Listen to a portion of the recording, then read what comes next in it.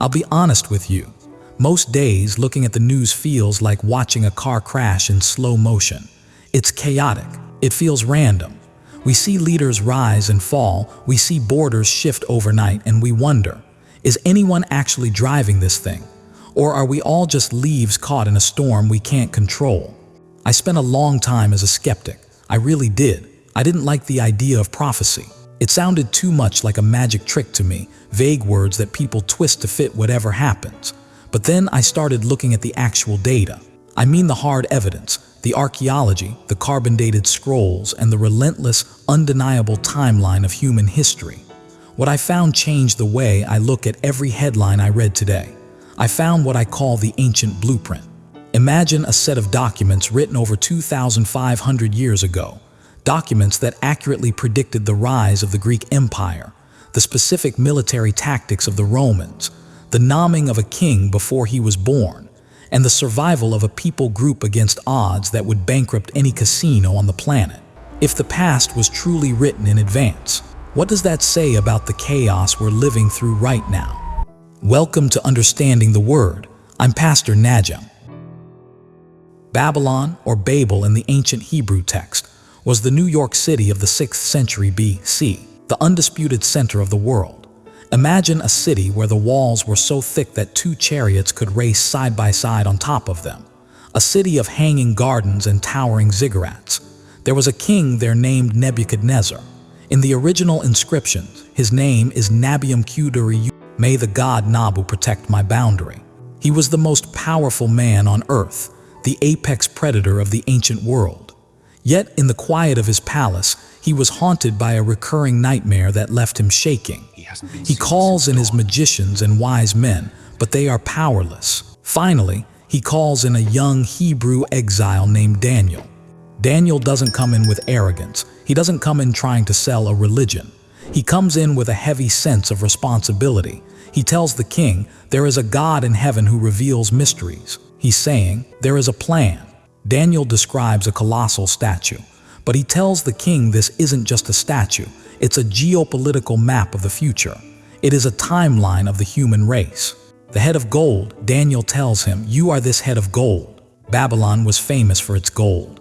It was a singular absolute power, but gold, as precious as it is soft, it can be replaced.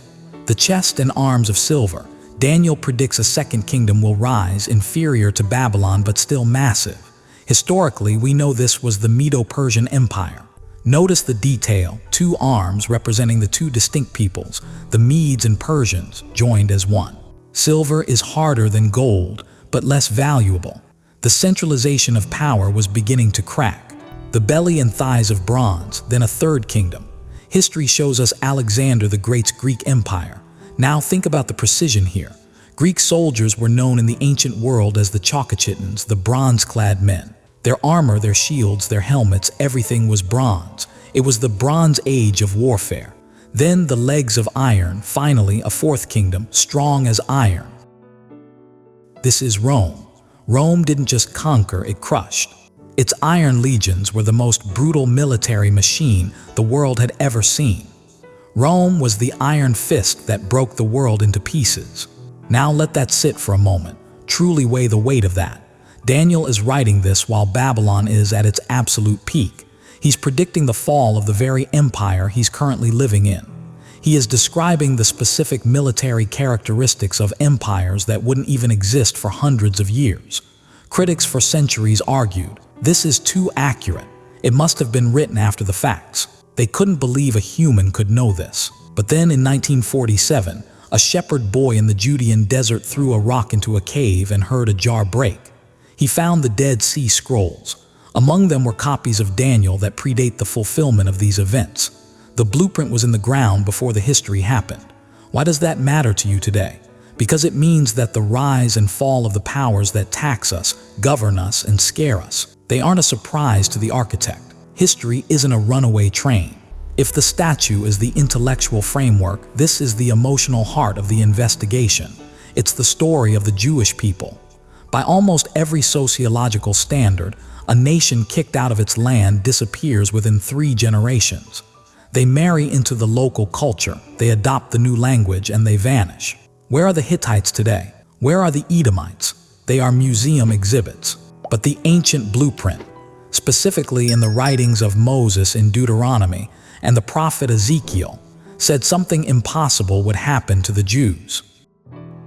It said they would be scattered to the four corners of the earth. That happened in AD 70 when the Roman legions burned Jerusalem to the ground. For 2,000 years they had no home.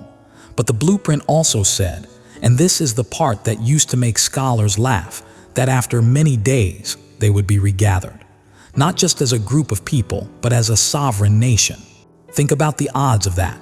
For nearly 2,000 years this people group was hunted, from the Crusades to the Inquisition to the horrors of the Holocaust. They had no army to protect them, no land to retreat to, and no central government to lead them. Yet, against every law of history, they were preserved. And on May 14, 1948, the blueprint hit the front page of every newspaper in the world. A nation was born in a single day, fulfilling the startling question asked in Isaiah, "Can a country be born in a day?" People came from the snows of Russia, the deserts of Ethiopia, and the streets of New York to a plot of land the size of New Jersey. They began speaking a language, Hebrew, that hadn't been a common spoken tongue for 2 millennia. This used to confuse me too. I wrestled with the why of it.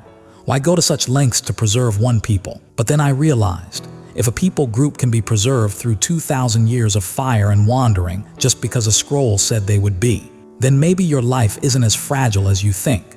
Maybe there is a preservation for you too, even when you feel scattered.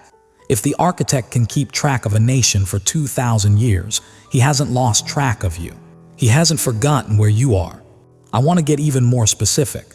If you're still thinking maybe these are just lucky guesses, I want to introduce you to a man named Cyrus.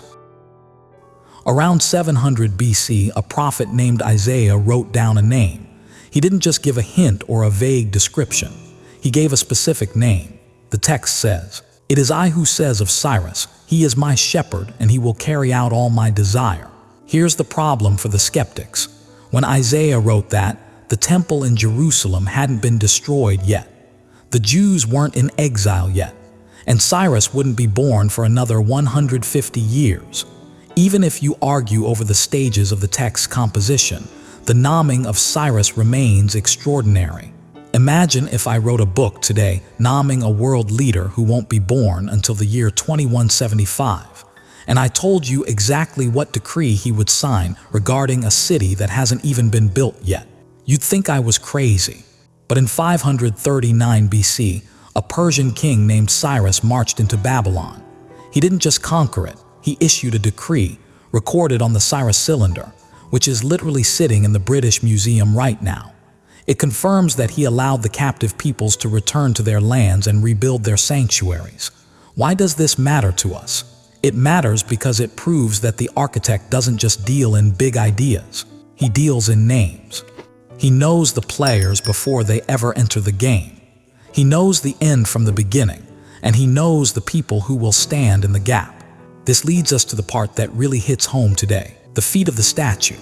If you look at the timeline, we are no longer in the gold, the silver, or the bronze. We aren't even in the solid iron legs of Rome. Daniel described the final stage of human government, the world we live in right now, as a mixture of iron and clay. He says, "They will combine with one another in the seed of men, but they will not adhere to one another, even as iron does not combine with pottery." Think about our world right now. We have inherited the iron of Rome, our legal systems, our military concepts, our structures of power. But we are living in a time of clay. Clay is fragile. It's easily molded, but it's also easily broken. We are more connected than ever by the iron of technology, but we are more divided than ever in our souls. We build massive digital bridges, yet our hearts often remain distant and isolated. We are trying to mix things that don't mix. We are trying to merge machines with our biology, AI, neural links, genetic editing, trying to fix the human condition through iron. But the blueprint warns that this mixture is brittle. It won't hold. We are living in a time of deep structural instability. Does that feel familiar to you? That sense that the world is spinning faster but getting more fragile. That sense that things are reaching a boiling point. So where does this leave us? We've treated this like a documentary, but let's talk human to human. If the past was this precise, what about the parts of the blueprint that haven't happened yet? The same scrolls that predicted the rise of Alexander the Great and the fall of Rome speak about a future where justice finally catches up with evil. They speak about a world that gets darker before it gets light. This isn't abstract theology.